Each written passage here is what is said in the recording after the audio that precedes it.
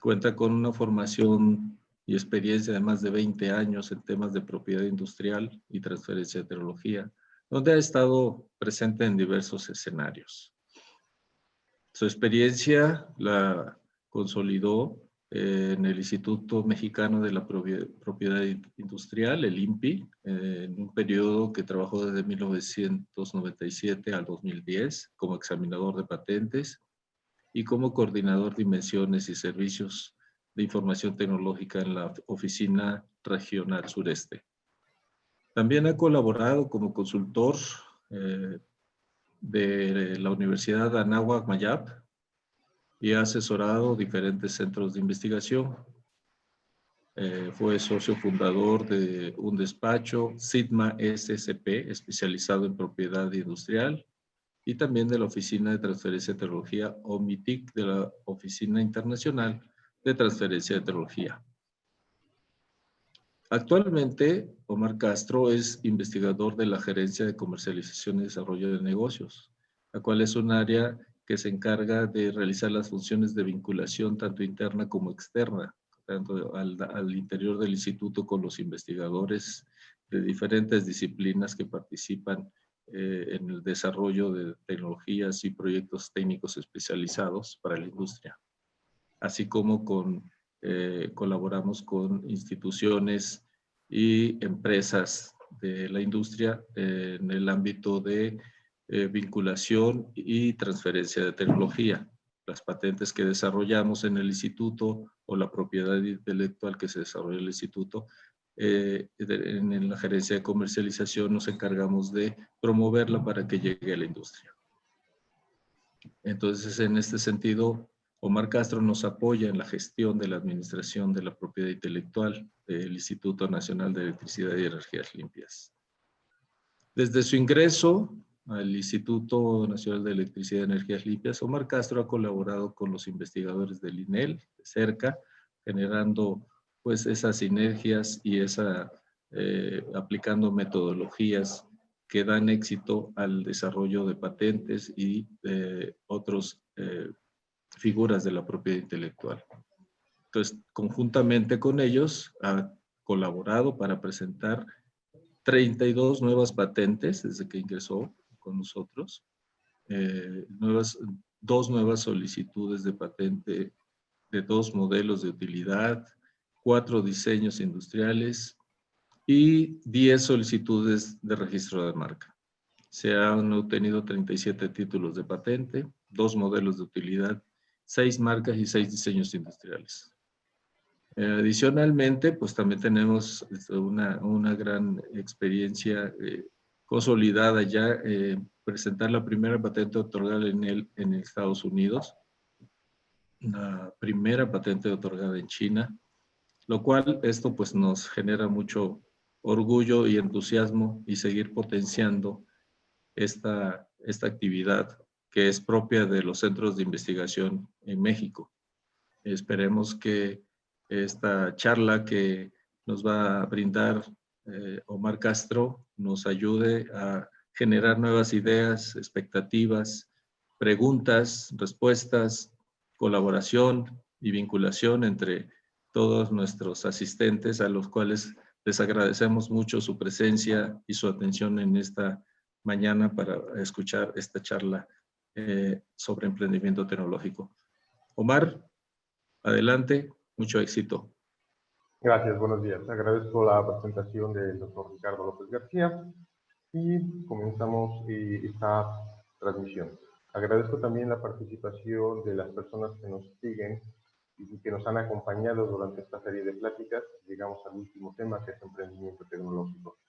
Debo también dar las gracias al personal de diferentes instituciones que nos han acompañado cada 2 semanas, como es el Instituto Mexicano de Tecnología del Agua, la Universidad Nacional Autónoma de México, el Instituto Politécnico Nacional y algunos otros que por ahí seguramente se me están escapando, pero bienvenidos todos y comenzamos con esta sesión que espero también sea de mucho interés para ustedes. Gracias. Bien, como mencionaba, ahora llegamos a la última plática, que es emprendimiento tecnológico. Los temas que vamos a desarrollar son las definiciones, normalmente las coloco para ubicarnos un poquito en el contexto. Las siguientes son algunas lecciones de emprendimiento que yo he aprendido a través de algunos años, a través de apoyar a empresarios, a emprendedores en el desarrollo de sus empresas. El siguiente es un poquito de lo que se necesita conocer para construir una empresa y algunos ejemplos y casos y emprendedores que me ha tocado conocer y ver de cerca, y finalmente algunas reflexiones sobre los temas de emprendimiento e innovación en el país. Bien, todos nosotros seguramente conocemos lo que es una empresa, es una organización cuyo fin es obtener un beneficio, generar una utilidad que va a ser repartida o compartida entre sus socios. Pero esta empresa también cumple con otra finalidad que es generar empleo hacia la sociedad y también satisfacer alguna necesidad. Y también son unidades de organización que pueden decir que se dedican a actividades industriales, mercantiles. Esa es la idea de una empresa. Y el empresario también es la persona que dirige una empresa. Aquella persona que tiene la capacidad, la iniciativa y la creatividad de colocarse al frente de una empresa, de generar conceptos, de generar empleo y de compartirlo hacia la sociedad. Obviamente buscando siempre un beneficio económico para sí mismo y un beneficio en los productos que ofrece a la sociedad. El emprendedor se conoce como la persona que realiza una empresa o que tiene la intención de generar una empresa, y las cualidades del emprendedor destacan precisamente por su capacidad y por su iniciativa. A mí me gusta mucho esta definición que me encontré hace algunos años, que dice que un emprendedor es una persona que trabaja 16 horas para sí mismo con tal de no trabajar 8 horas para nadie. Los emprendedores que conozco todos los días se levantan con un propósito, todos los días tienen una meta que alcanzar, todos los días están pensando en qué vamos a hacer hoy y cuando se duermen pensando en qué vamos a hacer mañana. Esta capacidad del emprendedor lo lleva siempre a alcanzar sus objetivos. Dentro de sus cualidades, yo diría un emprendedor lo que tiene es iniciativa, la primera y más importante, porque a través de esta iniciativa siempre está buscando nuevos conceptos, siempre está buscando soluciones, siempre está buscando algo que hacer. Son inquietos por naturaleza. Y el segundo punto que yo considero importante en un emprendedor es esa creatividad, esa capacidad de adaptarse a las condiciones, entender el medio que lo rodea y después transformarlo, buscar nuevas soluciones, buscar oportunidades, generar nuevas ideas o nuevos conceptos. Y otra de las características que yo también encuentro en los emprendedores es la resiliencia. ¿Qué es esa resiliencia? Pues resiliencia, cuando hablamos de materiales, es la capacidad que tienen unos materiales de recobrar su forma después de haber sido sometidos a un esfuerzo. Vamos a pensar en una pelota de esponja, de espuma, yo la presiono, la deformo, pero cuando libero esa fuerza, recobra precisamente su forma original. Algo semejante pasa con los emprendedores, pero en este caso la resiliencia es una cuestión un poco más de carácter o de tipo emotivo. Es decir, el emprendedor es una persona que tiene resiliencia al fracaso. No le importa fracasar, no le importa tropezar, simplemente se levanta y vuelve otra vez a la carga con una nueva idea. Estas para mí son las tres cualidades más importantes de un emprendedor y estoy seguro que tienen muchas otras. Durante este tiempo, lo que yo aprendí en cuestiones de emprendimiento y en particular cuando es emprendimiento tecnológico es apropia el conocimiento. Y esto va relacionado con todas las pláticas que hemos tenido en semanas previas, donde hemos hablado de propiedad intelectual. Apropiar el conocimiento nos da la ventaja porque nos va a generar esa exclusividad que buscamos para el mercado, para colocar productos o para colocar servicios. Esa exclusividad va a ser también un distintivo muy importante dentro de nuestra empresa. Nos va a dar no solamente una ventaja técnica, sino una ventaja económica. Nos hace dueños de la tecnología y nos permite licenciar o explotar la tecnología por medios propios. Vimos en pláticas anteriores algunas de las formas de apropiarnos de este conocimiento será a través de patentes, modelos de utilidad, diseños industriales, derechos de autor, marcas y secretos industriales. La palabra apropiada o más adecuada es apropiar el conocimiento, más que proteger. La idea precisamente de la propiedad intelectual es hacer de nosotros el conocimiento para poder venderlo. ya sea como producto o servicio o como una tecnología que pueda ser transferida o licenciada. La siguiente lección es elige a tu socio. Muchas empresas no llegan a buen término porque los socios entran en discordia, porque se pelean, porque nunca se ponen de acuerdo en la repartición de beneficios o porque no se ponen de acuerdo en quién va a dirigir la empresa. Un ejemplo de buenas empresas lo tenemos aquí, Hewlett Packard, que fue la conjunción de dos socios, ambos ingenieros, que buscaron un objetivo común y que complementaron sus talentos.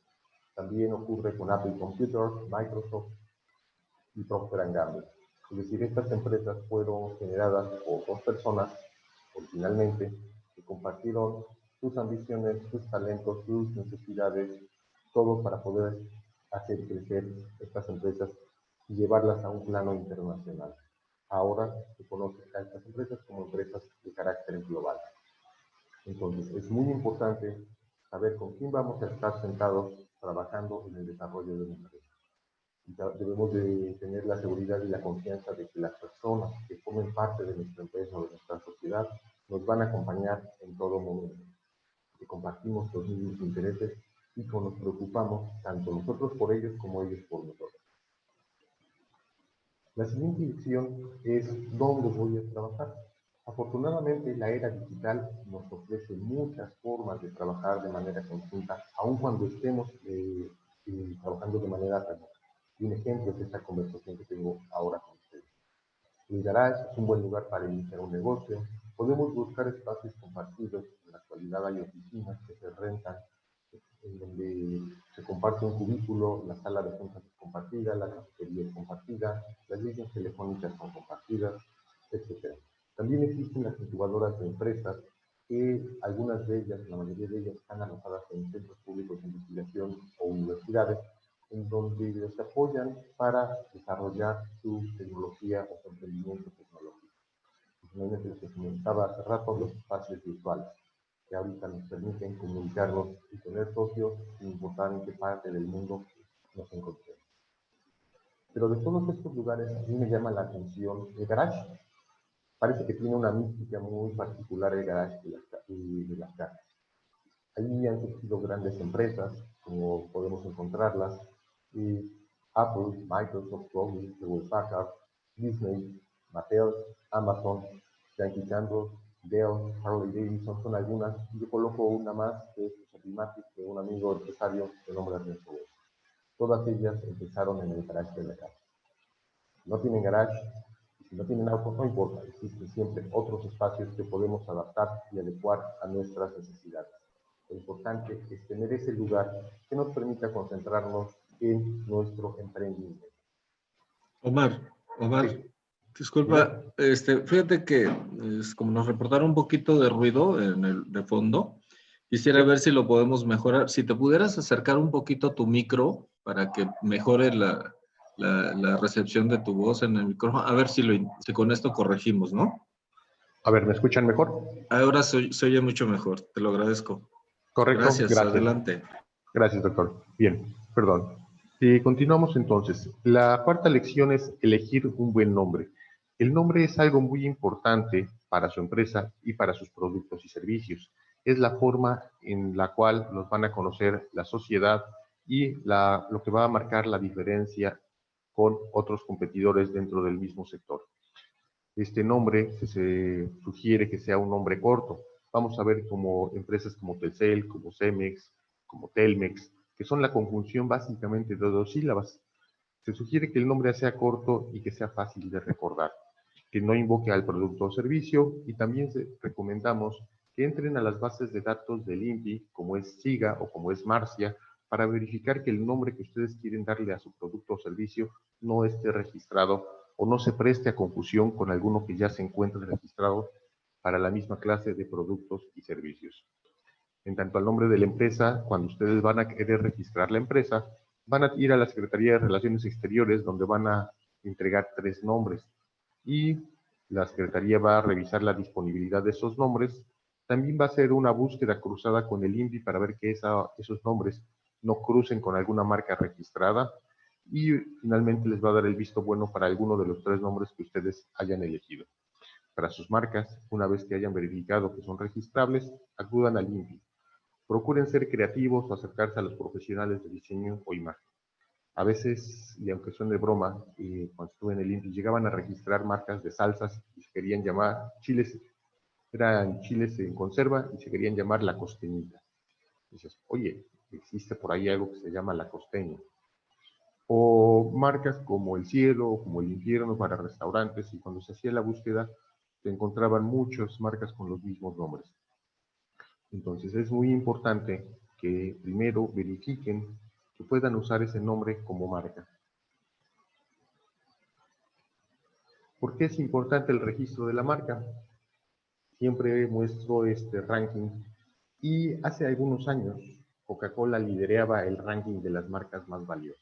Una empresa que se dedicaba básicamente a alimentos, pero que su marca estaba extendida a lo largo de una gran cantidad de productos y servicios. Era muy sencillo decir que vende Coca-Cola aparte de refrescos, lápices, gomas, latas, refrigeradores, ositos de peluche, trenecitos, árboles de Navidad, etc. Actualmente, la marca más importante en el mundo, y esto es un reporte de Forbes, es Amazon, con 187.905 millones de dólares. Amazon ha logrado despegarse a través de las ventas en línea, porque es uno de los principales vendedores en el mundo a través del Internet. Y la cifra que está ahí es solamente el valor de la marca. Es decir, no estamos hablando de instalaciones, edificios, oficinas, equipos, sino solamente el nombre Amazon tiene un valor de 187.905 millones de dólares. En segundo lugar, y un poco separado, se encuentra Apple. En tercer lugar, Google, Microsoft, Samsung, AT&T, Facebook. Si se dan cuenta, estas empresas están muy ligadas a la tecnología, pero en concordancia con lo que mencionábamos hace rato, sus nombres son cortos, son fáciles de recordar y sus logotipos son de alguna manera bastante visibles y los podemos identificar sin necesidad de que leamos o pensemos de quién es la marca.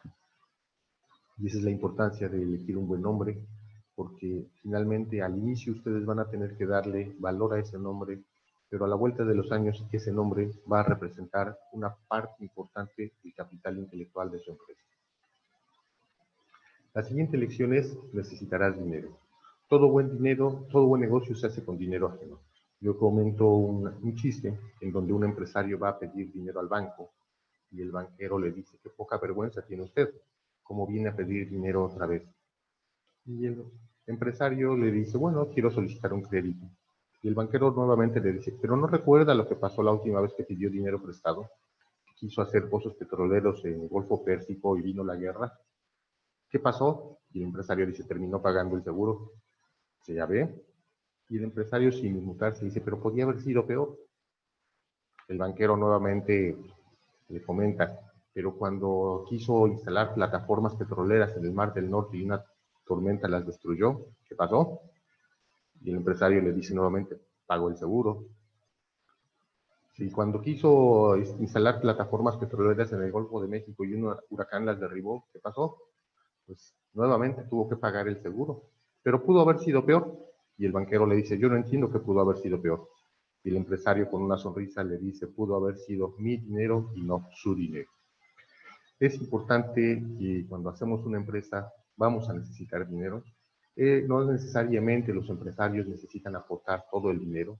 Van a tener que buscar formas de financiamiento o apoyos externos para poder alcanzar sus objetivos. Van a poder recurrir a fondos gubernamentales, aunque en esta época están muy escasos. Todavía existe el programa PENTA, existen algunos fondos sectoriales, algunos fondos mixtos y convocatorias estatales en donde se está tratando de apoyar el emprendimiento. Finalmente está el crowdfunding, que se podría traducir como financiamiento multitudinario, en donde ustedes lanzan una convocatoria solicitando apoyo y todas las personas interesadas o que tengan alguna afinidad con ustedes o su proyecto van a aportar dinero.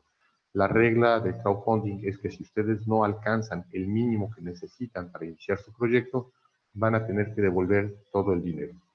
Sin embargo, es una buena opción, sobre todo para aquellos emprendedores que les gusta compartir riesgos. Y seguimos con: necesitarás más dinero.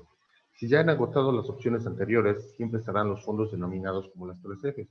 En inglés les llaman Friends, Family and Fools. Dicho de otra manera, inversionistas cercanos que ustedes puedan convencer de apostar a su emprendimiento. Personas dispuestas a compartir el riesgo, pero también personas con visión para compartir los beneficios y las utilidades cuando éstas se generen. Y finalmente, ya que hemos allanado todo esto, viene la parte de la constitución de la sociedad. Existen diferentes tipos de sociedades mercantiles de acuerdo con la ley y pueden conocer la mejor opción para su emprendimiento, y para esto lo que yo les sugiero es que se acerquen a un profesional, no a uno, más bien a 2 profesionistas que les van a orientar muy bien. Les sugiero que se acerquen a un contador público. Afortunadamente hay muchos contadores públicos y probablemente todos conozcamos a un contador público cercano a quien podamos platicarle un poco de nuestra idea y de nuestro emprendimiento, y quien nos puede orientar cuál puede ser la mejor forma de constituirnos como sociedad. También es importante recurrir a un notario público o a un corredor público para la constitución de la sociedad, quienes también tienen el conocimiento y los van a apoyar a elegir la mejor opción para su sociedad. La opinión de ambos siempre va a ser muy importante para la decisión que ustedes puedan tomar. Algo muy importante después de estas secciones es, recuerden que la empresa es de ustedes, pero ustedes no son la empresa. ¿Qué significa? Y muchos empresarios a veces fracasan porque quieren tener el control total de su emprendimiento y entonces olvidan la parte creativa y se vuelven administradores, se vuelven operadores, se vuelven cobradores, se vuelven todas las funciones de la empresa, y en algún momento se olvidan que la parte que da origen es la parte creativa. Por eso siempre les comento, van a requerir apoyo durante todo el emprendimiento. No van ustedes solos, siempre busquen ese apoyo, ese acompañamiento de los profesionales expertos en la materia. La constitución de la empresa, y todas las empresas tienen puntos en común. El primero de ellos es que están diseñadas para generar un beneficio, ¿sí? Agrupan a personas con fines y propósitos comunes, comparten los riesgos, pero también comparten las utilidades cuando éstas existen, y exigen a cada uno de los socios una aportación patrimonial, que puede ser dinero, puede ser en especie o puede ser inclusive en trabajo. Y finalmente, todas las sociedades mercantiles precisan que exista una transacción comercial de tipo compra-venta. Estas son las 7 formas que marca la Ley General de Sociedades Mercantiles, en las cuales ustedes pueden constituirse como empresa. Cada una tiene sus características singulares, cada una tiene diferentes compromisos, obligaciones y responsabilidades para los socios, y aquí les consulto que recurran a los expertos para elegir la que convenga más a sus intereses y a la visión que tienen ustedes de la empresa que van a formar. Y finalmente, otro consejo que puedo darles es que una vez que estén constituyendo su empresa, establezcan reglas claras. Reglas claras que les permitan un buen reparto de utilidades, reglas claras que les permitan un buen control de la empresa, pero también reglas claras en caso de que esto no funcione. Nadie inicia una empresa pensando que no va a funcionar. Todos tenemos siempre la esperanza de que vamos a hacer dinero, de que nos va a ir muy bien a todos, pero a veces las cosas no funcionan bien. Entonces debe haber reglas para cuando uno de los socios decida separarse, debe de haber reglas para redistribuir esas acciones entre los socios que se quedan, deben existir reglas para admitir nuevos socios también, y también debe de haber reglas en caso de que se disuelva la sociedad, de tal manera que este proceso sea un proceso más de tipo mercantil y que no interrumpa sus actividades emotivas como personas, como amigos, como socios.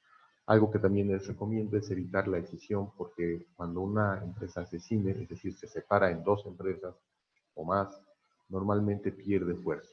Y entonces empiezan a haber problemas, sobre todo con relación a capital intelectual. ¿Quién se queda con la marca? ¿Quién se queda con el invento? ¿Quién se queda con las oficinas? Todos son parte importante de la empresa. Entonces, la escisión es una de las opciones que yo recomiendo no se deben utilizar. Voy a poner aquí unos ejemplos de emprendimientos que han dado lugar a empresas que venden productos y que los venden con mucho éxito. Voy a buscar, como lo he hecho en otras ocasiones, busqué algunos ejemplos sencillos para compartir con ustedes. Recapitulando, decíamos que un emprendimiento tecnológico está asociado con una tecnología que va a ser el núcleo precisamente del negocio. Y esta tecnología debe ser novedosa, debe de contar con algún respaldo o título de propiedad intelectual, el nivel de madurez suficiente para que nosotros podamos llegar al mercado o en su defecto estar haciendo pivoteos con el mercado para retroalimentarnos sobre nuestro producto. Y desde un punto de vista de negocios, debemos tener identificado el mercado objetivo, es decir, quién nos va a comprar.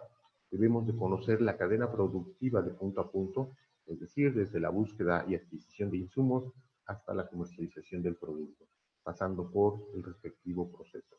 También debemos de conocer el valor de la tecnología, que no necesariamente el valor está asociado a cuánto nos costó, y además del valor también necesitamos conocer el precio del producto, que de igual manera no necesariamente va a estar asociado con los costos. También debemos de conocer las expectativas de la tecnología. En el campo de la electrónica, por ejemplo, las tecnologías tienen una vigencia no más de 10 años. Y no más de 10 años hablo desde el momento en que se generan hasta el momento en que son desplazadas en el mercado. Y para nosotros esos 10 años no son visibles completamente, cuando mucho tendremos a la vista 7 u 8 años de esa tecnología, porque los años anteriores están en el proceso de fabricación, en el proceso de patentamiento, antes de ser lanzadas al mercado. Pero las tecnologías existen normalmente un par de años antes de que lleguen al mercado. Vamos a ver un poquito este proceso creativo de problema-solución. El ejemplo que pongo es sobre palillos chinos. Probablemente muchos de nosotros hemos asistido a un restaurante chino y nos dan palitos para comer y empezamos con el problema de no saber manipularlos. Podemos optar por dos opciones: comer con la mano, usar cubiertos, o podemos buscar otro tipo de soluciones. Para la gente que se encuentra en este negocio, los palillos chinos son una curiosidad que lleva gente a estos lugares y por lo tanto se siguen utilizando. Pero ¿qué es lo que vieron? Que muchos comensales tienen esta dificultad y se plantearon diferentes soluciones. La primera que muestro es una solución muy rudimentaria. En la parte posterior de los palillos chinos le agregaron un rollito de papel y detrás de ese rollito de papel una liga elástica que permite que los palillos chinos se mantengan abiertos. De tal manera que el usuario solamente tiene que cerrar los palitos y una vez que quite la fuerza, los palitos se van a abrir. La idea es buena, pero rudimentaria. Entonces, lo que hacemos es tratar de buscar soluciones o conceptos semejantes. Y sorpresa, las pinzas para ropa que se muestran a la izquierda también son dos palitos que se tienen que abrir y que una vez que liberamos esta fuerza se deben de mantener cerrados. Asociamos la idea y generamos una innovación como se muestra en el cuadro de la derecha. Ese resorte de las pinzas lo quitamos de ahí y se lo colocamos a los palillos chinos. Le hicimos una muesca para que el resorte no se moviera de su posición y ya tenemos palillos chinos semiautomáticos que pueden abrirse, que pueden cerrarse de manera automática y nosotros lo que necesitamos solamente es presionar en la parte posterior al resorte para que se abra. Aunque parezca sencillo, este concepto ha dado gran cantidad de patentes, alrededor de 12 o 15 patentes conocidas que tienen que ver con palillos chinos. La última con la que yo me encontré es la que muestro a continuación, en donde se hizo un elemento de plástico que cubre precisamente con la función del resorte. Tiene un elemento elástico en la parte central, que es la siguiente, es decir, va a regresar a su posición original cuando se libere la fuerza. Y así es como se ve este accesorio. Así es como se utiliza en la imagen de la derecha y finalmente así es como se ve comercialmente. Probablemente ustedes ya lo han de haber visto si frecuentan restaurantes chinos o restaurantes de comida china.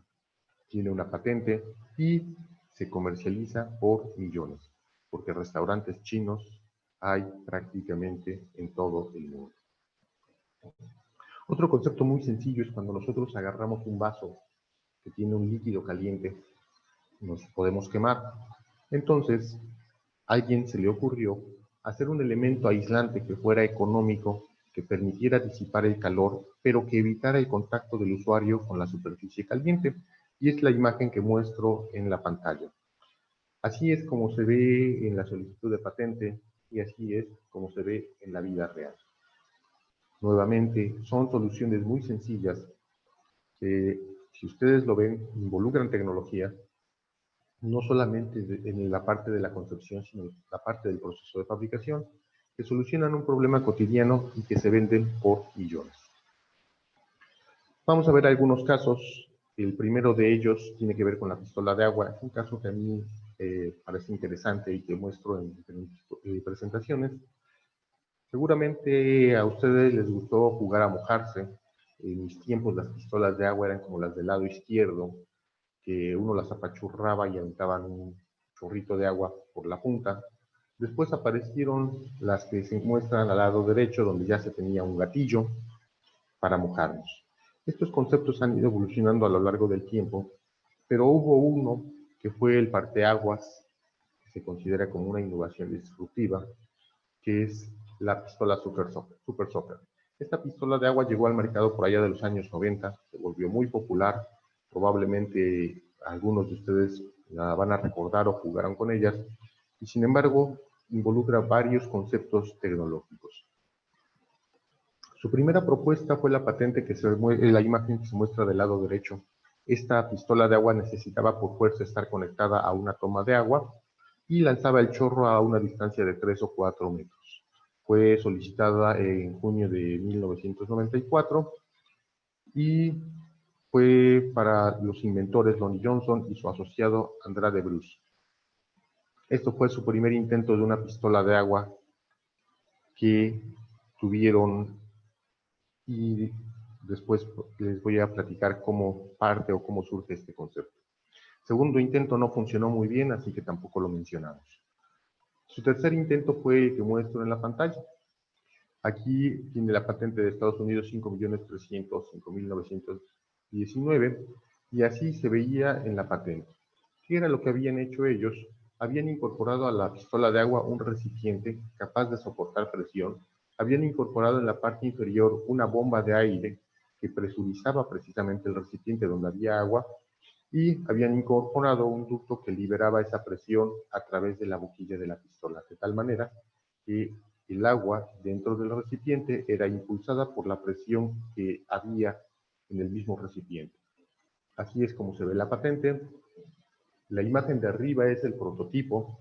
Si se dan cuenta, el recipiente del prototipo es una botella de plástico y todos los demás elementos son mangueras y tubos de PVC. El concepto real, el prototipo comercial, es la imagen que se muestra abajo. Si bien estéticamente hay mucha diferencia, conceptualmente estamos hablando de que son los mismos elementos. Obviamente, pasar de aquí a acá requiere una gran inversión. Posteriormente siguieron otros diseños como esta pistola de doble tanque o una más que incorporaba elementos mecánicos para generar, electromecánicos para generar la presión dentro de los recipientes. Las últimas patentes se presentaron a nombre de la empresa Johnson Research and Development Company. Y para el año 2012 ya tenían una gran cantidad de patentes, fue uno de los últimos diseños que generaron. ¿Quién es el inventor? El inventor es Lonnie Johnson. Lonnie Johnson fue el creador de la pistola Super Soaker y en la figura se muestra con uno de sus últimos diseños que fueron comercialmente vendidos. Ya el tanque de agua es mucho más grande, los sistemas para generar presión también, las boquillas de disparo son múltiples. La industria de Lonnie Johnson generó una gran cantidad de patentes y también una gran cantidad de productos. Productos de aire, productos que eran de tipo elástico y productos que tenían motor de pistón, que eran motorizados o que utilizaban pistones. Más de 40 productos llegaron al mercado, se llegaron a construir 3 plantas para la fabricación de estos juguetes y la historia continúa todavía para la empresa que desarrollaron. Pero les presento otra forma de ver al mismo inventor. Nuestro inventor es un ingeniero nuclear graduado de la Universidad de Tokio, que tiene un impresionante currículum, que ha participado en proyectos de la Agencia Espacial de los Estados Unidos y también en proyectos militares. Y para muchos es, y bueno, ¿qué hace un ingeniero, un doctor, ingeniero nuclear con una pistola de agua? Básicamente la historia dice que estaba tratando de crear una bomba de calor que utilizara agua en lugar de freón Estuvo haciendo varios experimentos, lo conectó al lavabo de su casa y cuando disparó, voló la cortina. Y lo primero que se le ocurrió es, esto podría generar una pistola de agua muy divertida. Y así es como se inicia esta aventura. Otro emprendedor, este es otro ejemplo muy sencillo, la persona que está a la izquierda es un amigo, es ingeniero Renzo Gossi, ingeniero electrónico, y él desarrolló un sistema para alimentar agua a los refrigeradores. Si ustedes tienen un refrigerador que tiene fábrica de hielo y dispensador de agua fría, probablemente estén utilizando la tecnología del ingeniero Renzo Gossi. La historia del ingeniero Renzo Gossi es interesante porque él era emprendedor desde que estaba estudiando en el Instituto Tecnológico de Mérida. Participó en los concursos de innovación con una gorra que tenía sensores y esta gorra fue diseñada para invidentes. El problema que había en los invidentes es que como van siempre con el bastón al piso, cuando se encuentran un obstáculo que se encuentra a una superficie o una altura mayor, normalmente chocan con él, ya sean ramas, cables u otros objetos, letreros, etcétera. Entonces él pensó que una forma de solucionarlo era una gorra que le avisara al invidente cuando había un objeto o un obstáculo cerca de su cabeza. El proyecto fue muy bueno, llegó a la final del concurso de innovación de esa época, pero no ganó. El motivo que no ganó fue porque quienes evaluaron esta tecnología le dijeron que no iba a poder tener éxito comercial porque los invidentes no eran personas que tuvieran dinero para comprar una gorra de esta naturaleza. Y ese fue el motivo por el cual quedó en segundo lugar. Pero lo que mencionaba hace rato era la resiliencia. Él no se decepcionó. Unos años después, cansado de que no tenía buena recepción en su casa, diseñó una antena de televisión y funcionó bastante bien, tanto que empezó a fabricar antenas de televisión y a venderlas, y en pocos meses ya tenía un mercado a nivel nacional. A la izquierda muestro algunos de los diseños industriales que respaldaban la propiedad intelectual de las antenas. Si se dan cuenta, no se fue por la figura jurídica de una patente, no se fue por la figura jurídica de un modelo de utilidad, sino un diseño industrial. Él decía, la forma de mis antenas, la longitud de los miembros, la proporción que hay entre todos ellos es lo que me da la ventaja técnica. Lo puedo registrar por una figura muy sencilla que es el diseño industrial y fue así como empezó una de sus empresas. Después de varios años, en el 2005, él decide vender la empresa y comienza otro emprendimiento. Uno de los problemas más cotidianos es sacar agua de un garrafón. Normalmente existen los columpios, que tenemos que agacharnos para poder balancear el columpio y sacar el agua. Otra forma de sacar agua del garrafón son precisamente las máquinas expendedoras de agua fría, pero necesitamos cargar el garrafón, voltear el garrafón y normalmente en esta operación siempre se derrama agua. Por muy hábiles que seamos, poco o muchas derramamos agua. Y a él se le ocurrió pensar, decir, bueno, no puede haber una bomba que saque agua del garrafón, y diseñó el producto que se muestra a la derecha. Este extractor de agua facilita la función de sacar agua del garrafón, se conecta a la corriente de la casa, tiene un motor y un sensor para impedir que el agua se derrame. Ustedes lo pueden dejar trabajando en automático y si se va llenando, el sensor detiene la operación. Esto le llevó a un mercado interesante. Después de algunos meses, ya para el 2000, perdón, de algunos años, ya para el 2008, su producto se distribuye en Home Depot y Liverpool. Y también diversificó su producto precisamente utilizando este mismo concepto para alimentar a los refrigeradores tipo dúplex que tenían fábrica de hielo y que tenían dispensadores de agua. Por eso les comentaba, si ustedes tienen un refrigerador de este tipo, lo más probable es que estén utilizando el sistema del ingeniero Renzo Gossi. Pero no paró ahí, también distribuye sistemas para varias empresas que utilizan máquinas vending que requieren de agua, como las máquinas de Nestlé y de otras que se encuentran en el mercado. Actualmente la empresa cuenta con varios registros de propiedad intelectual, tiene por ahí un par de solicitudes internacionales y también ha generado 12 empleos directos y 25 indirectos. Y su fundador ya está pensando en nuevos desarrollos tecnológicos. Y esto básicamente es un folleto de todo lo que vende la empresa. No nada más es para refrigeradores, no nada más para sacar agua de garrafón, también se puede colocar en lavabos y en otros lugares donde se requiera agua que podamos sacar de un garrafón. Y un ejemplo más que quiero compartirles es la empresa Ecovita. La empresa Ecovita es un amigo empresario, David, y también surgió de una manera muy sencilla. David siempre ha sido empresario por naturaleza. Su primer emprendimiento fue un restaurante. Su segundo emprendimiento fue, como él lo cuenta, algo interesante, porque quería meter un melate en cierta población de Yucatán donde no llegaba el sistema. Y entonces él investigó cuál era la razón por la cual no había agencias de pronósticos en esa localidad. Y la razón era muy sencilla, porque no podían comunicarse con las estaciones más cercanas. Dada esa inquietud, él investigó qué era lo que necesitaba, consiguió una antena que pudiera transmitir y recibir señales y se presentó a las oficinas de pronósticos deportivos para solicitar precisamente que les dieran esa concesión para algunas poblaciones del estado de Yucatán.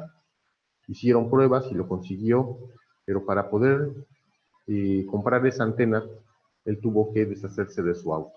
Por eso por ahí a manera de broma mencionaba el autofinanciamiento.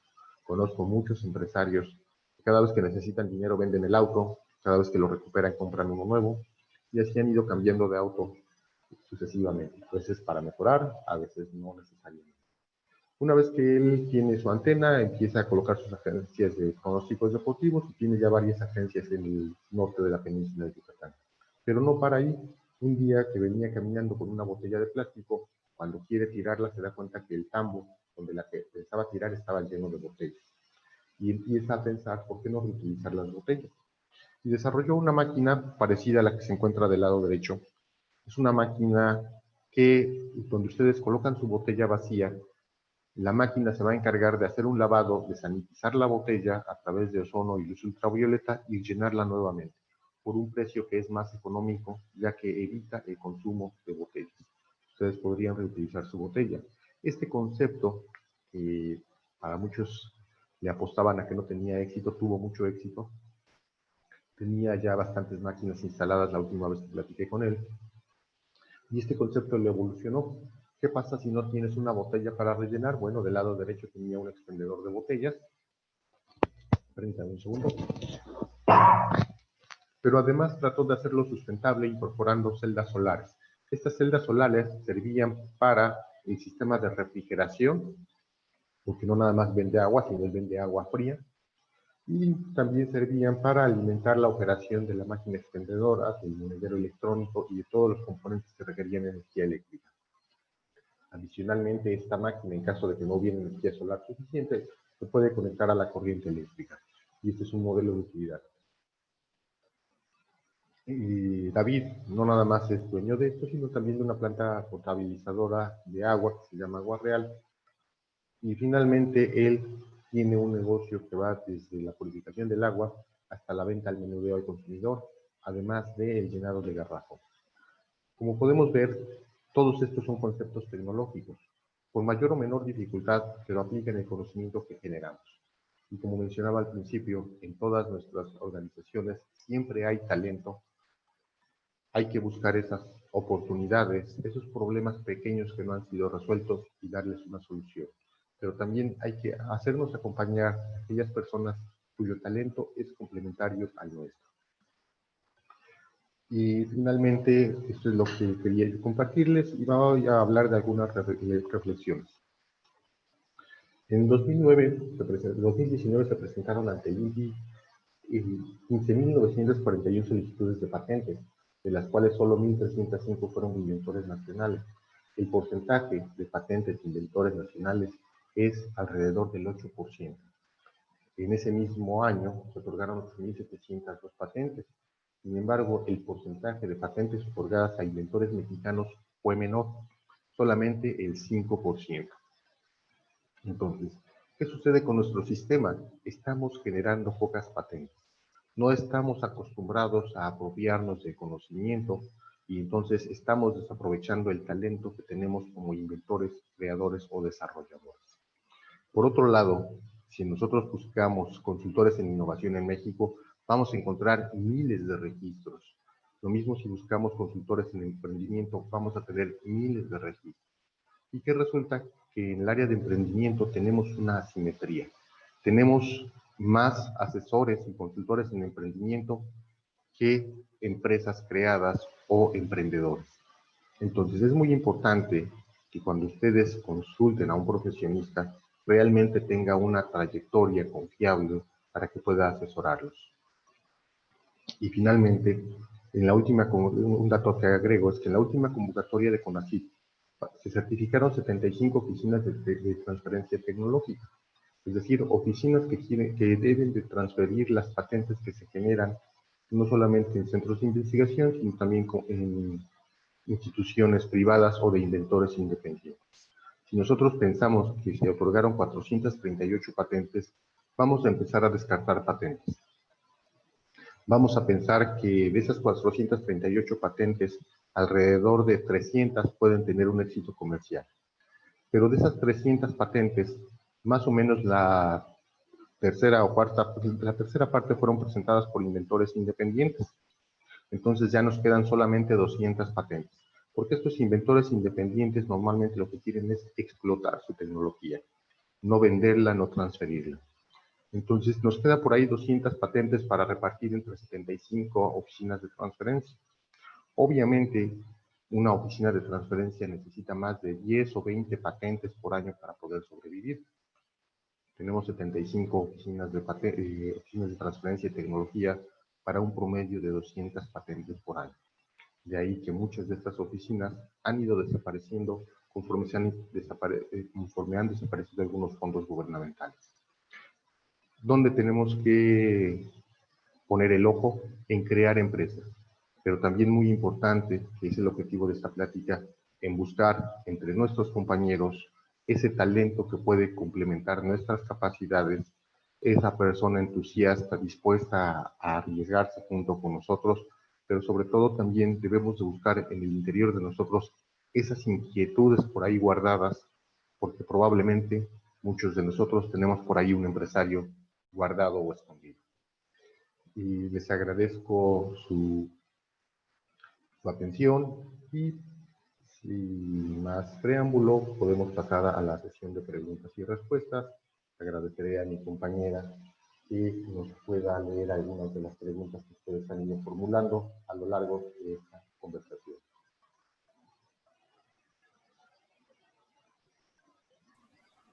Gracias, ingeniero. Por el momento no tenemos preguntas. Los invito a formular su pregunta si es que hay alguna, por favor.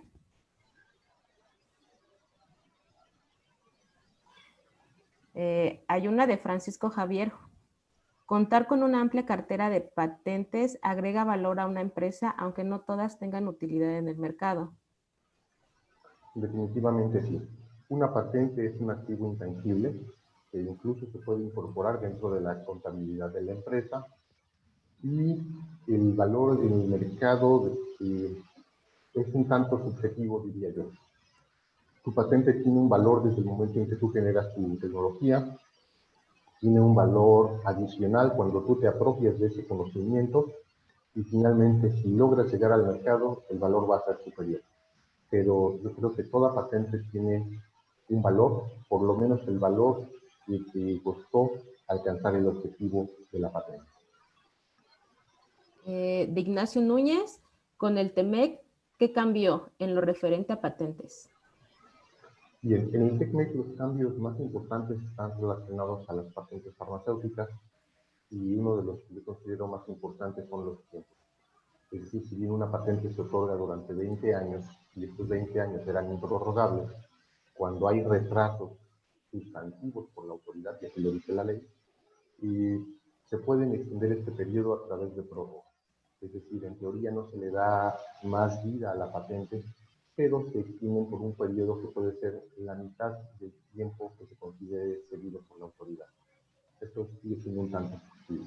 ¿Qué significa? Si mi solicitud de patente se tardó 7 años y el tiempo promedio es de 4 años, yo podría reclamar una extensión de año y medio, precisamente alegando que el Instituto Mexicano de la Propiedad Industrial incurrió en algún retraso no imputable al procedimiento ordinario. Ok, Manuel Reyes, ¿cómo considera la estrategia de no patentar para no develar la información del activo de conocimiento? Yo lo que le sugiero siempre es, si tu tecnología es altamente disruptiva y es muy difícil que tus competidores puedan, a través de ingeniería inversa, a través de análisis, llegar a la misma solución que tú desarrollaste, puedes mantenerla bajo secreto industrial, siempre y cuando se cumplan esas premisas. Pero existe el riesgo que si alguien por sus propios medios alcanza la misma solución, pudiera patentarla y sacarte del mercado, ¿sí? Y si tu tecnología, independientemente de que sea o no disruptiva, es alcanzable por otras organizaciones o por otros competidores a través de ingeniería inversa, a través de otros mecanismos de análisis, yo te sugiero que vayas por la patente. Realmente la patente te da una vigencia de 20 años, ¿sí? Y las tecnologías en promedio no alcanzan a vivir toda la vida que les da la patente. En el transcurso del tiempo van a ser desplazadas por otras tecnologías mejores. Recomendaciones, solo si estás en esas circunstancias de que difícilmente puedan averiguar de qué se trata tu tecnología, te vayas por el secreto industrial. En caso contrario, de preferencia, la patente. Gracias. De Miriam Osorio, ¿en dónde podemos conseguir los requisitos para registrar una patente? Los requisitos los pueden encontrar en la página del Instituto Mexicano de la Propiedad Industrial, es www.inti.mx, www.inti.gov.mx. Ahí vienen los requisitos y existen inclusive guías de usuario que pueden descargar en formato electrónico. Gracias, Elena. Abel Hernández, en el INEL, ¿cuántas iniciativas de emprendimiento ha habido recientemente? Tenemos varios intentos de emprendimiento dentro del instituto, pero básicamente tenemos inventores que se han separado del instituto para desarrollar tecnologías por cuenta propia. Algunos otros se han separado del instituto y el instituto les ha concedido licencias sobre patentes que nosotros desarrollamos.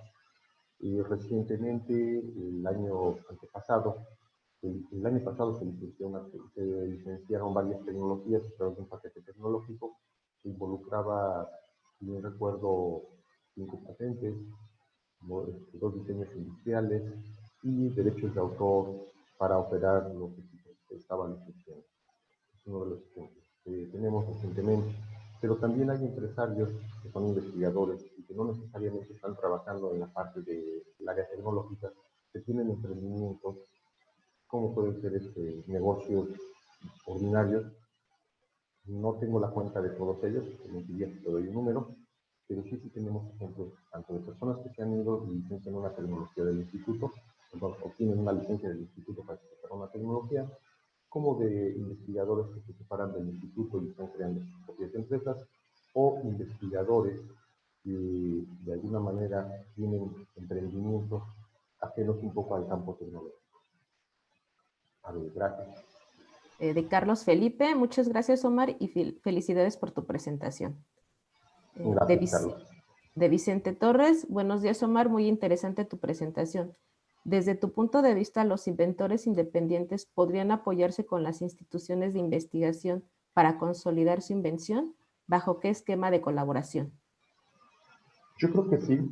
Sí, es un mecanismo que debería de explotar, sobre todo en estos tiempos, porque los inventores independientes están generando tecnologías, pero muchas veces no tienen todas las capacidades para desarrollarlas. Aquí lo importante es buscar los mecanismos de financiamiento que permitan tanto a los centros de investigación trabajar de manera conjunta con inventores independientes. Los esquemas que había anteriormente a través de fondos CONACYT, el programa de estímulos de innovación, ese era el objetivo. Los inventores independientes se acercaran mucho a centros de investigación. Desafortunadamente, por ahí se satanizó mucho este modelo y obviamente fue cancelado. Pero yo creo que si hay un mecanismo en donde se puedan compartir riesgos y propiedad intelectual, podrían ir de la mano centros de investigación con inventores independientes. De Francisco Gracias. Javier, ¿Qué problemas debemos considerar si decidimos hacer una gestión de una patente de forma personal y no con un experto? ¿Y qué tipos de expertos debemos buscar si decidimos contratar a un gestor? Bien. Y si deciden contratar a un gestor, deben de asegurarse que tenga experiencia, sobre todo en el campo tecnológico de su invención. En caso de que ustedes decidan presentar una solicitud de manera independiente, yo les sugiero que revisen muy bien el estado de la técnica para asegurarse de que su invención realmente es novedosa y que cumple con el requisito de actividad inventiva. Para esto existen varias bases de datos. Sugiero Spacenet, tal como se escucha, es la, la base de datos de la Oficina Europea de Patentes, que tiene más de 100 millones de documentos. Y la idea de ir con un experto es porque precisamente ellos tienen ya la capacidad y la experiencia para filtrar documentos, para interpretar las patentes y para darles a conocer si realmente lo que ustedes desarrollaron es novedoso e inventivo. Esa sería la recomendación. Y cuando ayuden con un gestor, cuando tengas dudas, pero lo que comentaba, asegúrate que el gestor tenga experiencia, en particular en el campo tecnológico que sea de tu interés. Gracias. De Miguel Ángel Cristín. Me perdí la plática de patentes de software. ¿Ya es posible patentar software en México? Bajo ciertas circunstancias, sí. No vamos a patentar código, pero sí podemos patentar el algoritmo o el método mediante el cual funcionan nuestros dispositivos o aparatos, que finalmente es lo que da valor a muchos equipos. El software comercial, aquel que solamente tiene como objetivo realizar cálculos numéricos como el software del tipo administrativo, ese no es patentable. Gracias. Ok. De Alan Ortega. ¿Cuáles son las propuestas y soluciones que ofrece el INEL para aumentar el porcentaje de patentes nacionales por inventores mexicanos? Precisamente una de las propuestas es abrir este seminario a toda la comunidad cercana al INEL para tratar de motivarlos y de que busquen la asesoría y el apoyo necesario con nosotros, con otros centros de investigación para redactar sus patentes. La parte de la redacción lleva tiempo, la parte del análisis lleva tiempo y necesita experiencia. Y otra iniciativa, y qué bueno que lo preguntan, estamos planeando iniciar un curso un poco más extenso el próximo año. Esperamos abrirlo por ahí del mes de febrero, marzo, finales de febrero, principios de marzo, para seguir compartiendo conocimientos, sobre todo con aquellos inventores independientes que necesitan de asesoría, que necesitan orientación para poder llevar a buen término sus registros de patentes. De Juan, de Juan Perdón, Carlos. ¿Perdona? Sí. Hola. Sí, me gustaría tener un breve comentario a propósito de esta pregunta que acaban de hacer. Hemos realizado en el instituto, dentro del ámbito o el contexto de su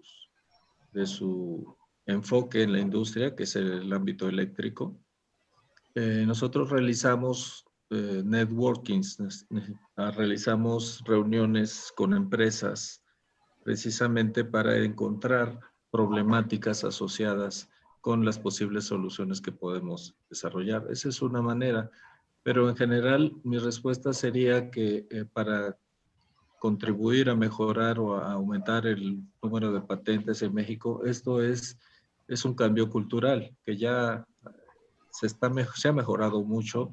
Sin embargo, pues sí sigue habiendo obstáculos por los temas que trataste, Omar, en la plática, ¿no? El emprendimiento es el que jala precisamente el desarrollo y la creatividad por parte de los inventores, ¿verdad? Porque así como los ejemplos que mencionaste, pues también hay muchas cosas que salvar. Se necesita culturizarlos en ese sentido, porque también una vez que la patente es licenciada o transferida a la industria, no es magia el que vaya a entrar a una máquina que te da dinero por tener una patente. Implica muchas cosas en el trayecto. Entonces, sí se requiere más conocimiento, más vinculación, esto permearlo en las universidades, que la cultura de la innovación, del emprendimiento vengan ligadas en los planes de estudio, influir como industriales en la academia, influir, porque yo creo que es ahí donde nace ese espíritu, ¿no? Donde se puede incrementar o fortalecer ese espíritu de emprendimiento. Y también esto ligado a que los centros de investigación o las universidades tengan ese puente creado entre industria y academia y centros de investigación. Eso también se necesita fortalecerlo para que pueda haber un cambio cultural que refleje esto en beneficios y en riqueza, la creación de riqueza, encontrar oportunidades de hacer negocio y de fortalecer también esos vínculos entre la sociedad y la industria. Era lo que quería agregar. Gracias, Omar. Gracias, Ricardo. Sí, perdón, continuamos con las preguntas, Carla, por favor. Sí, Juan Carlos Arteaga. Buen día. Con base en su experiencia en patentes y propiedad intelectual, ¿en qué área de conocimiento recomienda focalizar los emprendimientos? Tiene que ver mucho con tu capacidad creativa y con los recursos que tengas.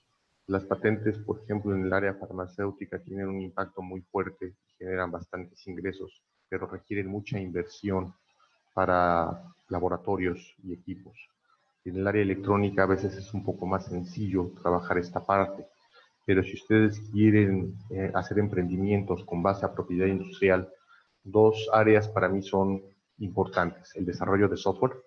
Software se está generando bastante todos los días.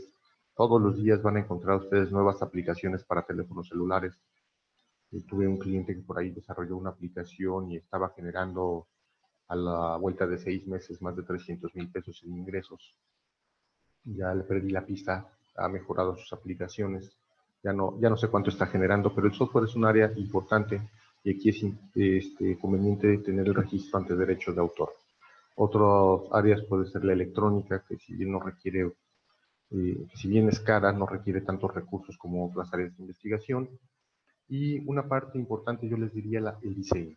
El diseño industrial es solamente la parte estética de los objetos y a través del diseño ustedes pueden crear objetos, hacerlos en computadoras y después pasarlos a moldes para poder comercializarlos.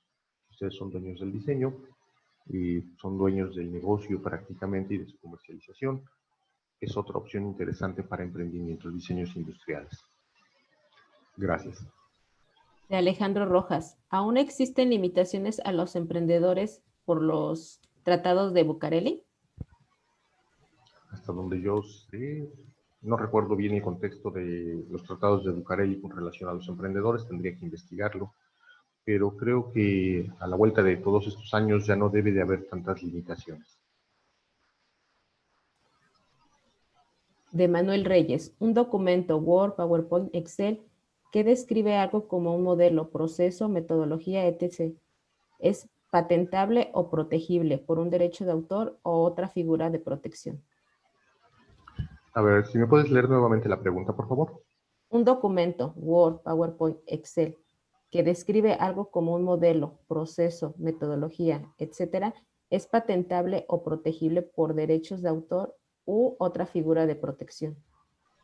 Bien, si el objeto que describes en ese documento de Word es algo que podamos materializar, físicamente tangible, podríamos pensar en una patente, modelo de utilidad o diseño.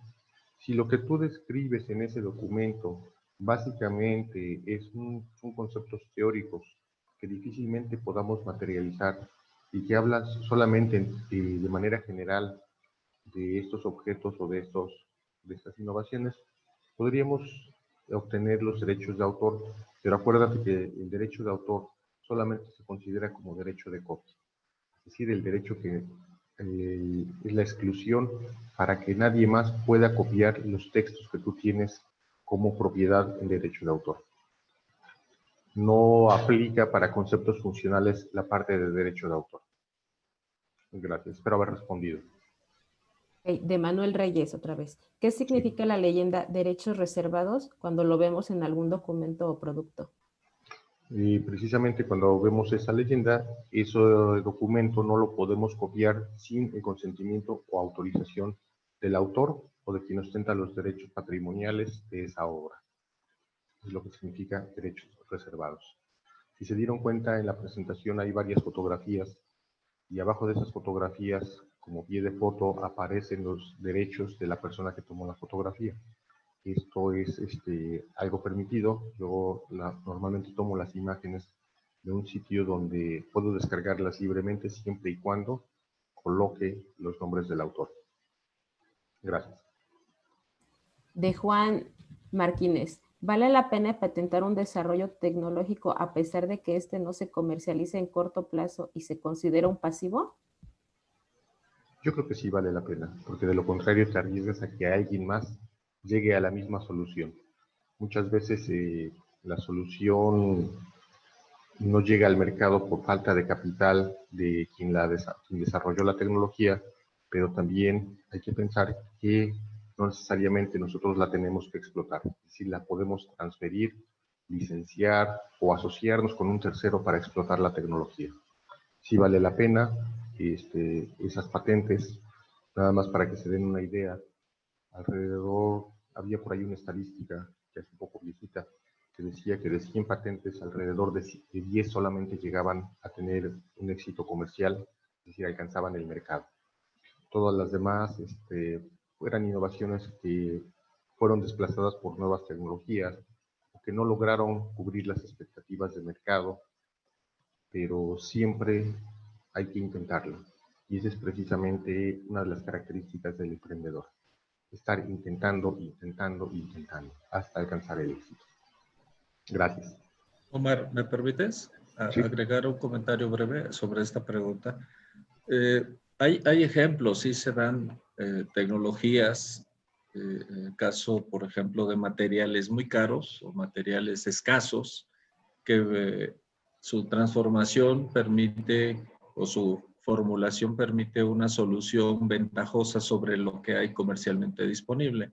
Sin embargo, el entrar al mercado a competir con estos que ya están comercialmente disponibles resulta demasiado, digamos, la inversión es muy alta. Por lo tanto, creo que aplica esto a la pregunta que hacía la persona a quien respondiste. Hay casos, sí, donde todavía los materiales que se utilizan o se reformulan pueden dar una solución de mucha ventaja, pero resulta muy caro. Entonces, aquí yo te haría una pregunta adicional. A lo mejor conviene revisar la estrategia, si vigilas el mercado, si vigilas a los competidores, qué ventajas tienen y si es el momento de salir con una patente o mantener esto como un secreto todavía en tanto no haya esa posibilidad de competencia en el mercado para lanzarlo y ser, pues eso, realmente competitivo. ¿Tú qué opinarías al respecto? Y yo soy siempre un poco más inclinado por la parte de las patentes. Aparte de que tengo la formación sobre todo en esa área, porque finalmente, aun cuando no llegues al mercado en un corto plazo, podríamos alcanzarlo en tiempos posteriores. Si la innovación, y esto viene muy de la mano con lo que comentas, sin la innovación que nosotros desarrollamos puede vivir en secreto más de 20 años, que es la vida de una patente, a lo mejor sí valdría la pena manejarla como un secreto industrial. Pero si esta innovación no la voy a poder mantener en secreto durante estos 20 años y no tengo la seguridad de que nuevas tecnologías me rebasen, entonces nos vamos por la patente. Gracias. De Oscar Gabriel. Después del fin de las patentes, ¿todavía puede volver a patentar la misma tecnología o ya cualquiera puede hacerlo? No, una vez que se termina la vigencia de una patente, que es de 20 años, a partir de que se solicita, y la tecnología se vuelve de dominio público. Significa que ya cualquiera la puede reproducir sin violar los derechos de la patente porque sus derechos ya se extinguieron. Gracias.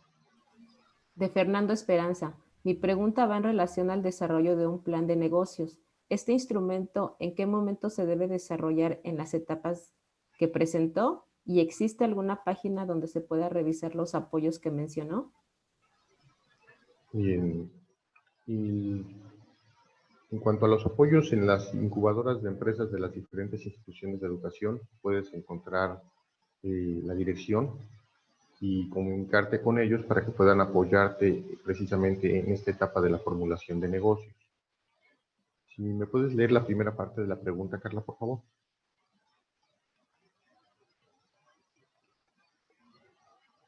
Bueno.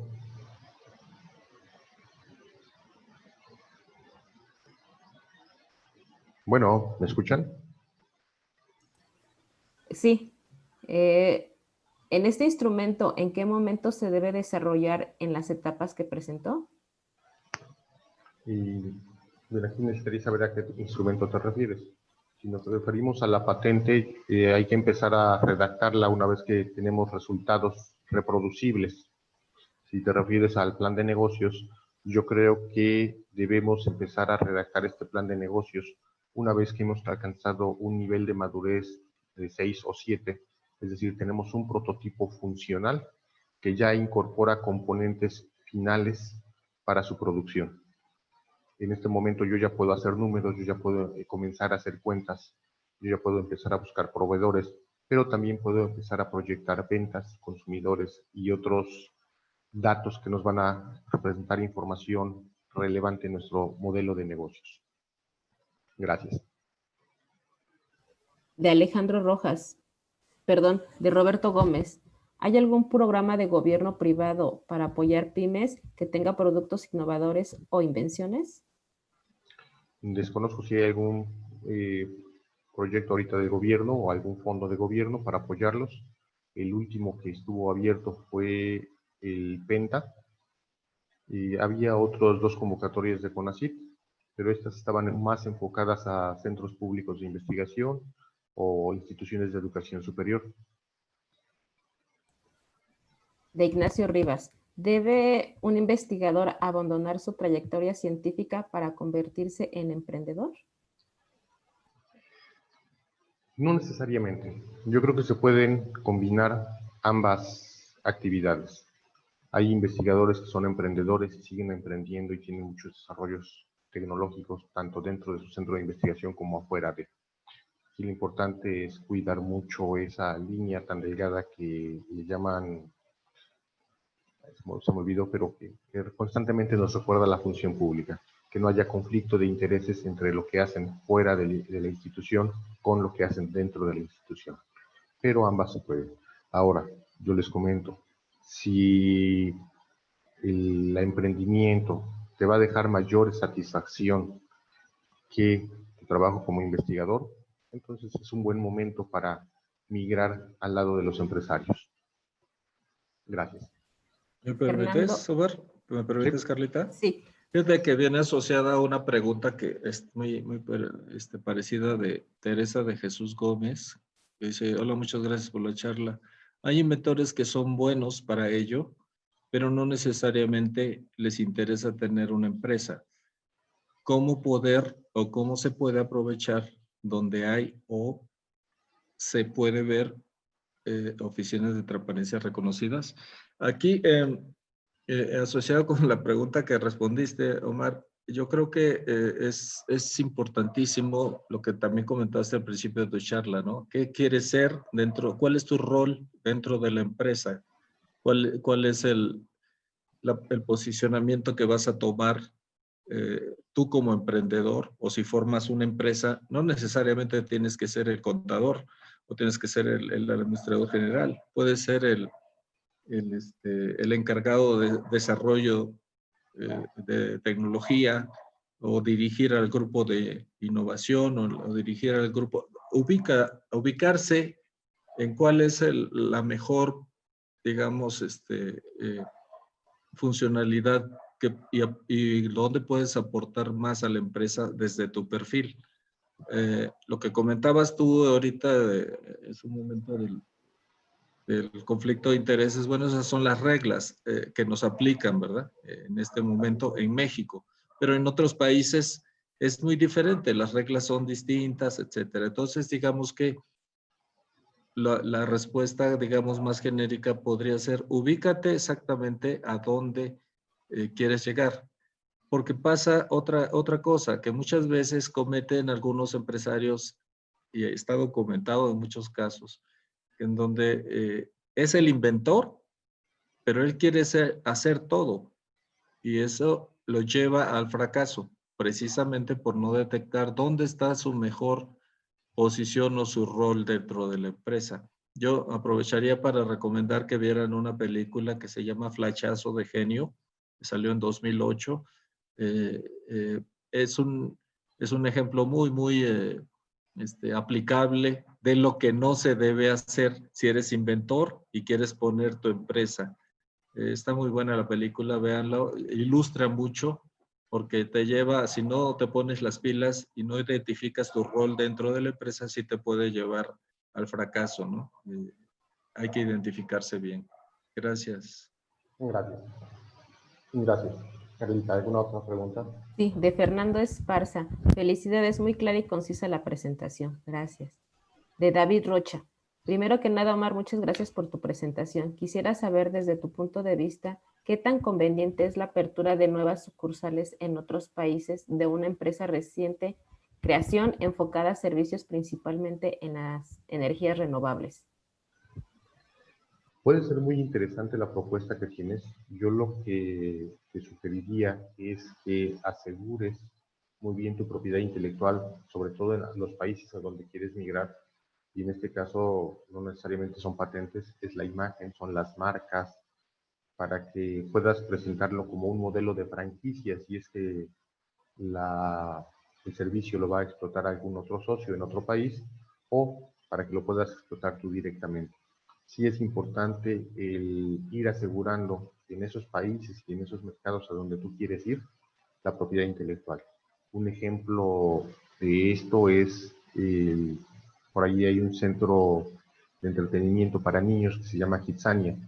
Kitsania, antes de entrar a otros países, hace estudios muy importantes, tanto de costumbres, preferencias, marcas, pero también estudios relativos a su propiedad intelectual, para registrar sus marcas, sus logotipos, su imagen, de tal manera que pueda en algún momento licenciar este concepto de negocio. Entonces, la propiedad intelectual siempre te debe de acompañar en este tipo de emprendimientos. Gracias. De Teresa de Jesús Gómez. ¿Cuál es la diferencia entre una patente, modelo de utilidad, diseño industrial y secreto industrial? Bien.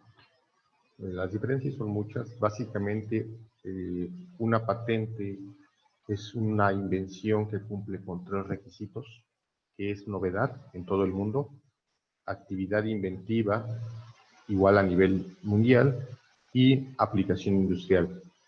Entendiendo como actividad inventiva que tu invento no es el resultado de combinar de forma evidente 2 tecnologías existentes. Es decir, no puedes combinar 2 tecnologías para obtener una nueva, porque entonces carecería de actividad inventiva. En el caso del modelo de utilidad, los requisitos son novedad y aplicación industrial. El modelo de utilidad sí te permite combinar 2 tecnologías que ya existen para llegar a una solución novedosa, ¿sí? Y precisamente por esta característica, la vigencia del modelo de utilidad es menor. La vigencia de la patente va a ser de 20 años a partir de que se solicita, y para el modelo de utilidad va a ser de 15 años de acuerdo con la nueva ley que entra en vigor a partir del 3 de noviembre. También hay una diferencia en costos. Una patente, el costo es de alrededor de 4,000 pesos, mientras que una solicitud de modelo de utilidad es de 1,160 pesos. En cuanto a derechos para el INPI. Gracias. De Sergio Sancén. ¿Qué tipo de propiedad intelectual se puede llevar a cabo para integraciones de maquinaria que incluye equipos ya diseñados por otros? Por la ingeniería, proyecto y diseño de toda la integración la hacemos nosotros. Bien. Aquí es muy importante ver qué es lo que estás aportando. Si tú estás integrando diferentes elementos, maquinarias y componentes, pero para hacerlos trabajar juntos tú desarrollaste algo intermedio que te permita esta complementación, podemos pensar que puedes proteger una patente de sistema caracterizada por este desarrollo que es la interfase para que ambos funcionen. Esa sería una primera respuesta. En el sentido de que estamos combinando tecnologías ya conocidas, pero la solución es nueva, podríamos pensar en un modelo de utilidad. Si a lo que tú estás trabajando es un proceso, forzosamente tendría que irse por una patente. Y finalmente, si lo que tú desarrollas tiene que ver con un concepto más de carácter estético, tu producto final, podríamos también obtener un registro de diseño industrial. Gracias. De Sergio Javier. ¿Cuál es el país en el mundo que considera que impulsa más el emprendimiento tecnológico y en qué lugar está México en este ranking? No tengo el dato de en qué lugar nos encontramos nosotros en el ranking de emprendimiento tecnológico. Hay un documento que es el Índice Mundial de Competitividad, lo pueden encontrar en internet, y ahí viene el lugar que ocupa México en diferentes áreas. Una de ellas es la creación de empresas.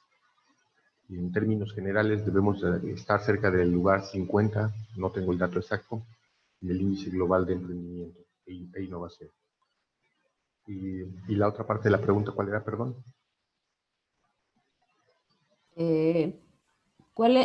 ¿Cuál es el país en el mundo que considera que impulsa más el emprendimiento tecnológico y en qué lugar está México en este ranking? Bien. Yo creo que actualmente el país que más está impulsando el emprendimiento tecnológico es China. Y de ahí que tenga tantas patentes al año. Es decir, China yo creo que está cerca del 1.000.000 de patentes por año.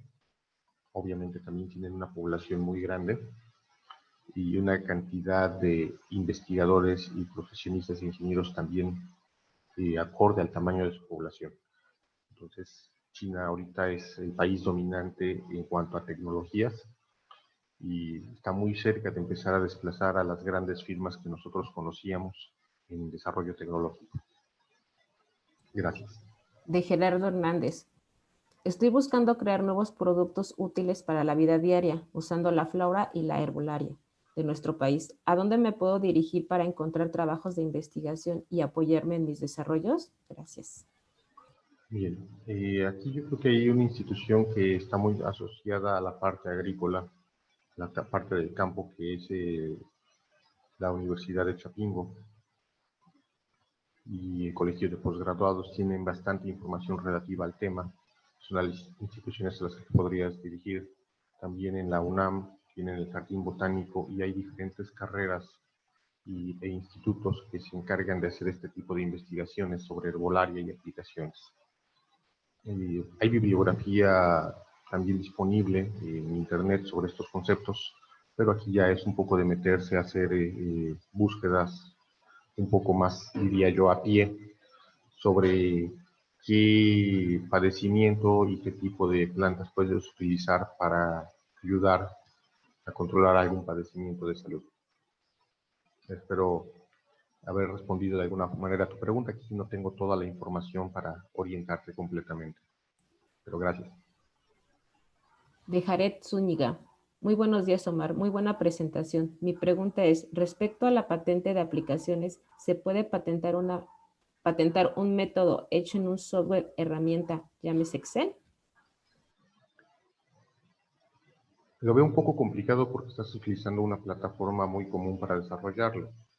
Si este método de alguna manera interactúa con componentes físicos como sistemas de control, sistemas de adquisición de datos u otro tipo de elementos externos a una computadora, tal vez tengas una posibilidad. De lo contrario, sería muy difícil. De Francisco Javier Palacios. Favor de recomendar bibliografía para apoyo de cómo ser emprendedor y si hay alguna institución que pueda apoyar en realizar patentes fuera del país, México. Bien. Sí, yo creo que vamos a compartir bibliografía. Voy a ver si la podemos incorporar al final de la presentación que se va a publicar. En la presentación cito algunos documentos como la Ley General de Sociedades Mercantiles y algunas páginas donde encontré información de emprendimiento que creo que puede ser muy accesible para ustedes. A nivel internacional, no conozco la existencia de fondos que puedan apoyarnos para presentar patentes en otros países. Esto hace que patentar fuera de México sea caro, sobre todo para un inventor independiente. Pero la estrategia que yo les sugiero es presentar una solicitud internacional y en el transcurso del trámite busquen socios que puedan correr con los trámites en otros países. El costo de una solicitud internacional para un inventor independiente debe estar alrededor de los 15,000 pesos. Nuevamente, no es algo barato. Gracias. De Juan Martínez.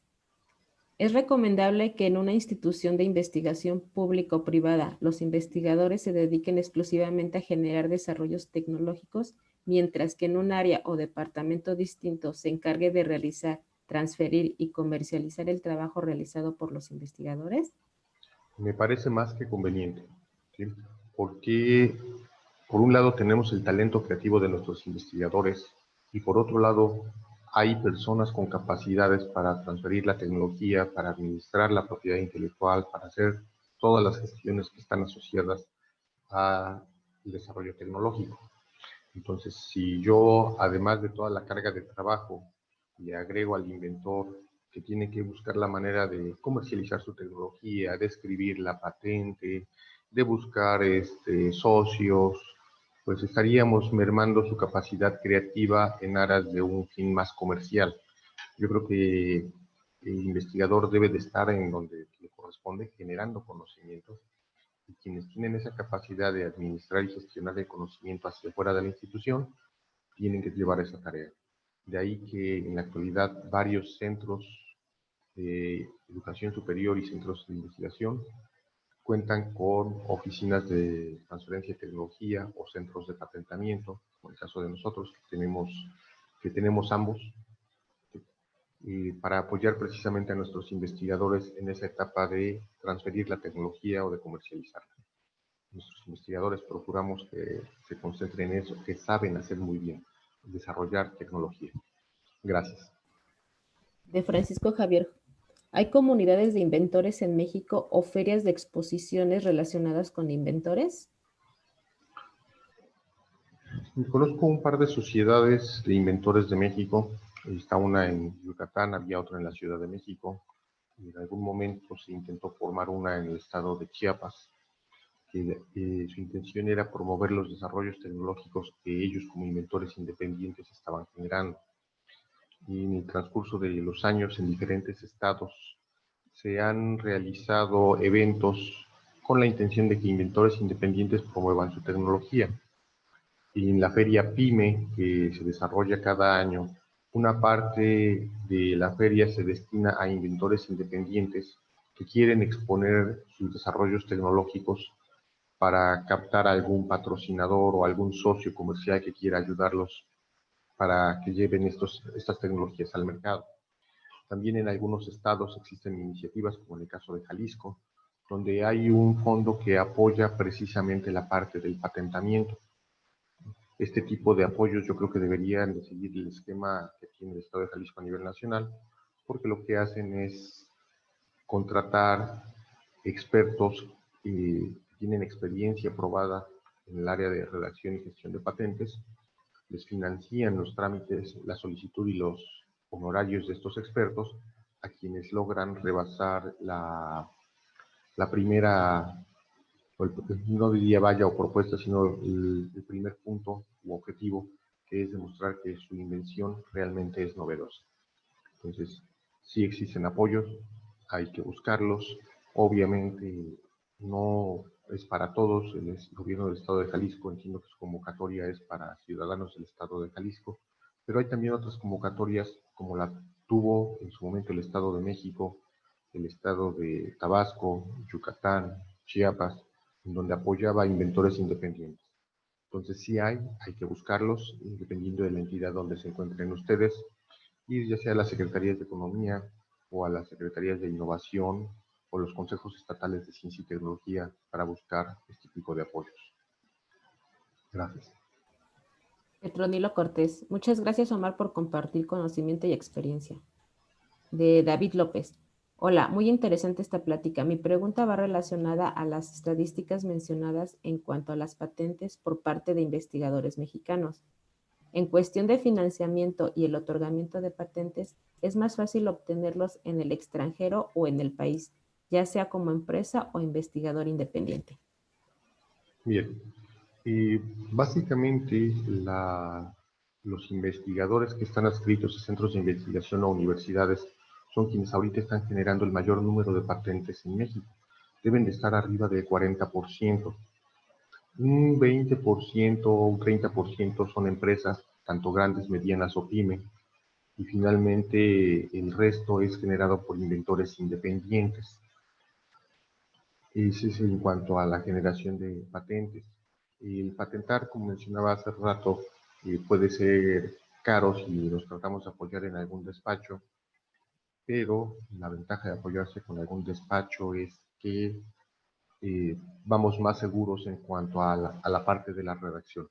La parte de la novedad le pertenece y le pertenecerá siempre al inventor.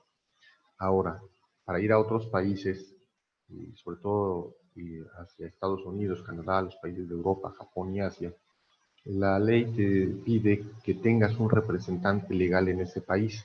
De alguna manera te obliga a contratar los servicios de un despacho en ese país, lo cual encarece sustantivamente el costo de patentar. Gracias. Última pregunta, de César Dorantes. Para que México sea referente en la investigación y desarrollo de patentes, ¿qué cree que se necesite? ¿Mayor inversión y actualización en la educación superior a nivel de grandes escuelas mundiales o mayor apoyo por parte de instituciones gubernamentales enfocadas al emprendimiento? Gracias, buen día. Yo creo que se requiere muchas cosas, no solo las dos que mencionas. Se requiere una mayor inversión por parte del gobierno federal para desarrollar tecnología, inversión en equipos, inversión en capacitación, inversión en formación. También se requiere, como mencionaba hace rato el doctor Ricardo López, incrementar la cultura de la propiedad intelectual. Es decir, estas pláticas que tenemos, darlas en todos lados, no solamente en centros de investigación o en instituciones de educación superior. Y una parte del modelo económico de China, y a mí me tocó verlo, es que tienen un centro de capacitación únicamente para propiedad industrial. Y este centro cada semana da cursos y talleres a sus ciudadanos, a los empresarios que quieren incursionar en el área de propiedad intelectual. No se les cobra, están enclaustrados una semana, y cuando digo enclaustrados es porque están en cursos, solamente en cursos. Es decir, este centro de capacitación que yo tuve oportunidad de conocer es un hotel como de unas 200 habitaciones, donde tiene sus salas de juntas, donde tiene sus salones y donde la persona que entra, entra solamente a su formación. Sale de ahí cuando termina su semana de formación, entonces ya puede respirar y ver a otros ciudadanos, pero son jornadas muy intensivas. Y está abierto no solamente a academia, sino está abierto a cualquiera que desee incursionar en propiedad intelectual, sobre todo a empresarios. Y eso es parte también de la cultura que tiene China ahorita y por lo que va despuntando sobre otros países. ¿Qué otras cosas también se requiere? Se requiere motivar a los investigadores a generar nuevos conocimientos y desarrollos tecnológicos. Se requiere premiar más también la presentación de una solicitud de patente o el título de una patente y privilegiarlo sobre las publicaciones periódicas a las cuales normalmente ellos recurren para obtener sus puntos en el SNI. ¿Qué otra cosa se requiere? Se requiere también romper ese mito de que las patentes van a salvar a los centros de investigación. No todas las patentes llegan al mercado, como lo mencionaba yo anteriormente. Algunas se adelantan a su tiempo, otras su tiempo de vida es muy corto como para considerar su comercialización. Pero es importante estar patentando. Cuando un centro de investigación genera una patente, está mandando un mensaje a nivel mundial de que ese centro realmente está haciendo algo nuevo, que tiene actividad inventiva. Y es una de las pocas formas que podemos medir el éxito de nuestros centros de investigación, independientemente de que estas patentes se comercialicen o no. Y lo que mencionaba es el mito de que las patentes van a salvar a los centros de investigación, no necesariamente, pero sí van a mandar el mensaje a la sociedad y al resto del mundo de que en México se está generando innovación. Gracias. Son todas las preguntas. Nada más quiero agregar algo al final sobre tu comentario, Omar. Yo insistiría en que el cambio cultural tiene que venir primero, ¿no? Y eso tiene que ver mucho con lo que hacemos en las universidades, ¿no? Porque recursos siempre van a faltar, siempre van a ser escasos y pues eso es algo que vamos a tener que lidiar todo el tiempo. Entonces yo creo que lo que motivará más el fortalecimiento del emprendimiento, obviamente que haya creatividad, que haya patentes, si es emprendimiento tecnológico, ¿verdad? Que haya patentes, que haya vínculos con la industria. Lo importante, yo creo que tendría que ser que se generaran inventos, desarrollos tecnológicos que pudieran llegar a la industria. Ahí es donde se convierte la verdadera innovación. Cuando una patente llega a la industria es porque resuelve un problema, da un beneficio y por lo tanto te regresa riqueza. Y eso es estimulante. Y entonces se hacen los círculos virtuosos. Entonces sí, los tiempos modernos en cuanto a innovación y emprendimiento tienen que ver mucho con el desarrollar tecnología que sea aplicable, que resuelva problemas, que tenga un lugar en el mercado. Y aprovecho también para, por ahí veo una pregunta relacionada con los planes de negocio. ¿En qué momento es el adecuado para tener ese instrumento listo? Hay técnicas que podrían ayudar a identificar precisamente el lugar. El plan de negocios es un documento final que sí te ayuda mucho pues para hacer la negociación del licenciamiento o de el vender la idea de tu desarrollo tecnológico. Antes de eso, hay que hacer un trabajo de investigación de mercados, hay que hacer un análisis temprano de la tecnología para ver si esta va a llegar y en qué medida puede ser exitosa dentro del mercado, en qué medida va a resolver un problema, conocer los canales de distribución cuando ya esté desarrollado, dónde vamos a tener los componentes para ensamblar alguna tecnología que requiera ser ensamblada, cómo se va a distribuir, cómo vamos a hacer los puntos de venta. Se tiene que pensar en todo eso y para ello se tiene que hacer un análisis previo que te va a dar indicios si tu tecnología o tu desarrollo va a llegar a tener éxito y en qué medida, en qué proporción, cómo comparándose con lo que existe en el mercado, con lo que existe actualmente. Y porque si tú vas a lanzarte al mercado con una tecnología nueva o una nueva idea, un nuevo negocio, quiere decir que vas a desplazar a otros servicios o a otras tecnologías que ya están o vas a llegar a competir. Y entonces tu ventaja competitiva obviamente estará asociada con la creatividad que lleve la innovación. Era lo que quería agregar. Muchísimas gracias. Gracias. Sí. Y ya no tenemos más preguntas, Carlita. No, ya no, ingeniero. Muchas gracias. Bien. Pues agradecemos la participación de quienes nos están acompañando el día de hoy y quienes también lo hicieron a través de todas estas pláticas que tuvimos con ustedes. Esperemos coincidir nuevamente en un futuro, precisamente en aquellas nuevas pláticas o nuevos temas que podamos compartir con ustedes. Doctor Ricardo, si gusta despedir la plática. Muchísimas gracias, Omar. Creo que ha sido excelente, como todas las anteriores. Tuvimos una audiencia bastante interesante, muy empapada de los temas o curiosa con los temas. Qué bueno, eso nos ayuda también a crear vínculos con diferentes sectores, no solo de nuestra institución, sino también de academia, gente del Politécnico, vimos ahí con muchachos, estudiantes y también algunos profesores seguramente, catedráticos. Yo creo que también de la industria, ¿verdad? También tuvimos invitados presentes aquí en esta charla. Nada más cerrar con la sugerencia, invitación a que nos hagan llegar comentarios o dudas a través de los correos electrónicos que ya están. No sé si se puedan poner por ahí para que los tengan por donde vienen las redes sociales, para que puedan ustedes comunicarse con nosotros. Próximamente trataremos de hacer reuniones de tipo networking con la industria. Para esto necesitamos tener esos contactos para invitarlos a ciertas reuniones en ciertos temas más clasificados, más específicos para sonar. Y también vamos a hacer posteriormente algunas reuniones divulgativas de las tecnologías que tenemos y que pueden ser transferidas al mercado. Entonces, tenemos el correo aquí de Omar, pero también el otro es comercialización @inel.mx. ¿Es correcto, Carlita?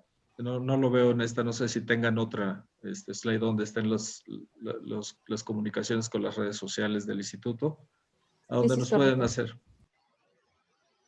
pueden hacer llegar sus comentarios o sus preguntas y algunas dudas que posiblemente ya no pudimos contestar. Si faltó alguna, una disculpa, pero las podemos contestar con mucho gusto posteriormente a través de correo electrónico. Y pues por nuestra parte, muchísimas gracias por su asistencia y la atención. Estaremos en contacto, en comunicación con ustedes y les agradecemos su atención. Muchas gracias a todos. Hasta luego, Omar. Muchas gracias. Hasta luego, muchas gracias. Buena tarde. Hasta luego. Un placer.